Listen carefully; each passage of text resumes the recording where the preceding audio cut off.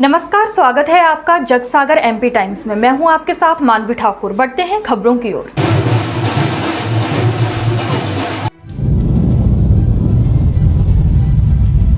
जैसा लोग सोच रहे थे वैसा ही हुआ। कांग्रेस के 18 पार्षद थे, फिर भी 20 वोट मिले और भाजपा 10 पर ही सिमट गई। जावरा नगर पालिका में अध्यक्ष पद पर अनम कड़पा निर्वाचित हुई तो किसी को भी आश्चर्य नहीं हुआ। पार्षद चुनाव का परिणाम आने के बाद से ही लोग कांग्रेस का अध्यक्ष बनने की चर्चा जोर पकड़ चुकी थी। इसमें भी पूर्व नगर पालिका अध्यक्ष की बेटी यूसुफ कड़पा की बेटी अनम कड़पा का अध्यक्ष बनना तय माना जा रहा था। बीच बीच में कांग्रेस में 2 उम्मीदवार होने की बातें सामने आई, लेकिन पूर्व मुख्यमंत्री कमलनाथ का दबाव काम आया और सभी समीकरण कांग्रेस के पक्ष में ही रहे। आखिर 2 वोट ज्यादा किसके मिले, ये भी विचारणीय है। जावरा नगर पालिका अध्यक्ष पद के लिए कांग्रेस के उम्मीदवार अनम कड़पा को 30 में से 20 वोट मिले हैं, जबकि कांग्रेस के 16 पार्षद थे तथा 2 निर्दलीय भी कांग्रेस में चले गए। फिर भी 18 वोट रहे, जबकि कांग्रेस को 20 वोट मिले। आखिर में ये 2 वोट किसके मिले, इसकी चर्चाएं जोरों पर हैं। उपाध्यक्ष भी पहले से तय हो चुका था। जावरा नगर पालिका उपाध्यक्ष पद पर सुशील कोचटा निर्वाचित हुए, उन्हें 22 वोट मिले, जबकि भाजपा की रुक्मणी राजेश धाकड़ को 8 वोट मिले। उपाध्यक्ष के परिणाम ने भी सभी को आश्चर्यचकित कर दिया। जावरा से भेरूलाल मालविया की रिपोर्ट, जगसागर एमपी टाइम्स पर।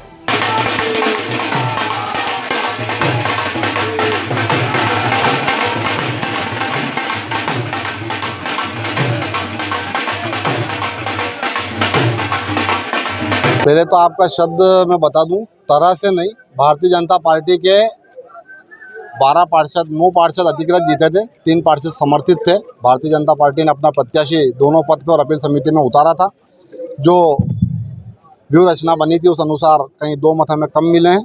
निश्चित उसके ऊपर हम विचार मंथन करेंगे, पर जो फैसला सभी पार्षदों ने मिलकर दिया है उस फैसले की तरफ भारतीय जनता पार्टी पूरी तरह से अग्रसित है। हम जावरा विकास के लिए संकल्पित रहेंगे।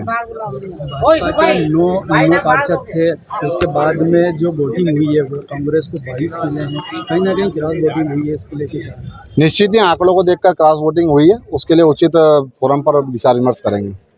विपक्ष में किस तरह से जवाबदारी संभालेंगे? पक्ष और विपक्ष दोनों रहते हैं।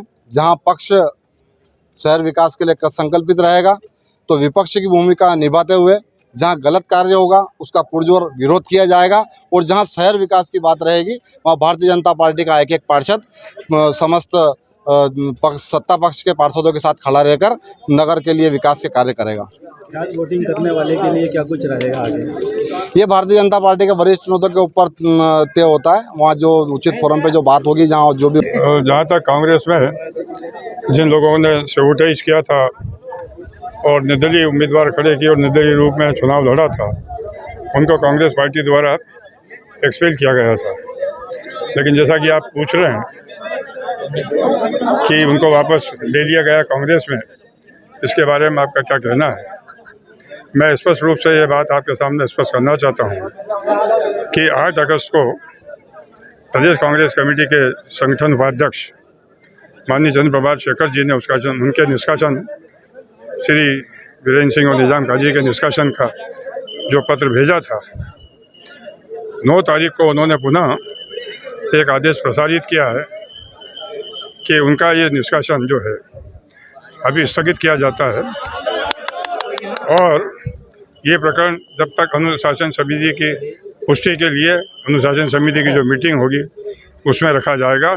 तब तक के लिए 8 तारीख को दिया गया आदेश। कांग्रेस पार्टी पूरी तरह एकजुट होकर लड़ी, और हमारे वरिष्ठ कांग्रेस नेता जो हमारे साथ खड़े हैं, इनके मार्गदर्शन में, जावरा की जनता के सहयोग से और हमारे पार्षदों ने हम पे जो विश्वास जताया, उसका नतीजा है कि जावरा में आज कांग्रेस पार्टी का अध्यक्ष उपाध्यक्ष बने हैं। कितने मत लेकर आए आपके अध्यक्ष?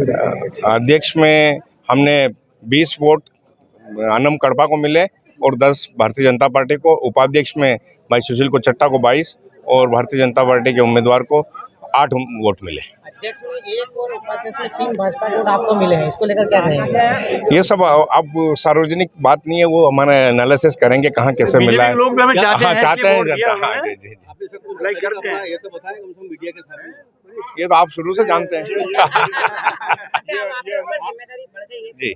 जी। क्या हुआ ये सब अंदर की बात आप क्या कहेंगे, आपका क्या विजन रहेगा? हमारा विज़न रहेगा जावरा शहर के अंदर शांतिपूर्वक और जावरा शहर का समग्र विकास हो और जावरा के नागरिकों को मूलभूत सुविधा चाहे स्वास्थ्य से लेकर पानी से लेकर किसी तरह की आम जनता को कोई परेशानी नहीं हो। 12 साल बाद कांग्रेस से वापस जावरा नगर पालिका में आई है, किस तरह से आप जनता की उम्मीदों को खरा उतरेंगे? क्या जिस तरह का मैंडेट जावरा की जनता ने दिया, हमारा पूरा प्रयास रहेगा कि उसी अनुरूप हम जावरा का विकास और जावरा के नागरिकों का कार्य करते रहें। अभी संकल्प पत्र जारी किया था जी, वो कितने अवधि में आप पूरा कर लेंगे? हम अतिशीघ्र उसको रूपरेखा बनाकर और जल्दी से जल्दी उस पर क्रियान्वयन शुरू कर दें। संकल्प पत्र का प्रमुख मुद्दा क्या रहा है आपका? हमारा जावरा शहर के अंदर जिला बनाने के लिए हम परिषद के अंदर पहला प्रस्ताव लाएंगे और उसके साथ साथ जावरा के विकास सफाई के लिए जो जावरा का नाम जैसे इंदौर मध्य प्रदेश में प्रथम, इसी तरह जावरा को हम प्रथम लाने का प्रयास करेंगे। जावरा में संकल्प के अनुसार से हिंसा हुई थी, उसके बाद वो बाहर किया फिर अंदर लिया गया था, उसको लेकर क्या कहेंगे? देखिए, चुनाव के लिए एक तो जो जितने रेवेन्यू के जो हमारे पटवारी हैं उनकी ड्यूटी लगाई थी, साथ में सहयोगी सीलार साहब हो गए, प्रिंसिपल पीजी कॉलेज के, और भी अन्य सहयोगी थे निर्वाचन शाखा के। इसके अतिरिक्त पुलिस बल भी मौजूद था, जिसमें सीएसपी साहब के साथ परस्पर समन्वय के साथ पुलिस बल भी उपलब्ध कराया था। तो अभी चुनाव में बिल्कुल भी व्यवधान तो नहीं आया और पूरी जो चुनावी प्रक्रिया उसकी हमने वीडियोग्राफी भी कराई है, जिससे पूरी तरीके से ट्रांसपेरेंसी रही है, तो किसी प्रकार का ऐसा डिस्प्यूट भी नहीं है।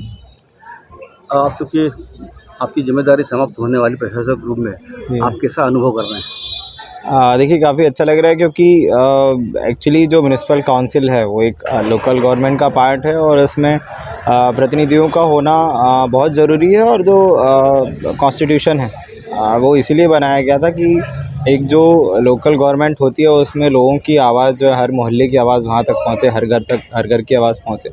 तो ये काफ़ी सही है कि वापस जनप्रतिनिधि आ रहे हैं और जो हमें समय नहीं मिल पाता था कि हम हर जगह की बातें नहीं सुन पाते थे, जितना हो पाता था उतना करते थे, तो अब सभी जगह पार्षद आएंगे तो आशा है कि वो सभी अपने अपने जो मोहल्ले हैं, हर एक गली है, उनकी जो समस्याएं हैं उनका निराकरण करेंगे। और इसके साथ ही चूँकि हम जैसे जो अधिकारी हैं वो एक दो साल के लिए रहते हैं फिर चले जाते हैं, हर जगह का आइडिया इतना ज़्यादा नहीं हो पाता एक दो साल में, और चूँकि वो पहले से ही यहाँ पे रह रहे हैं उन्हें ज़्यादा आइडिया है जगहों के कि जावरा को और क्या ज़रूरत है, क्या ज़्यादा समस्याएं हैं, उसके हिसाब से वो प्लान आउट करेंगे कि क्या करना चाहिए क्या नहीं।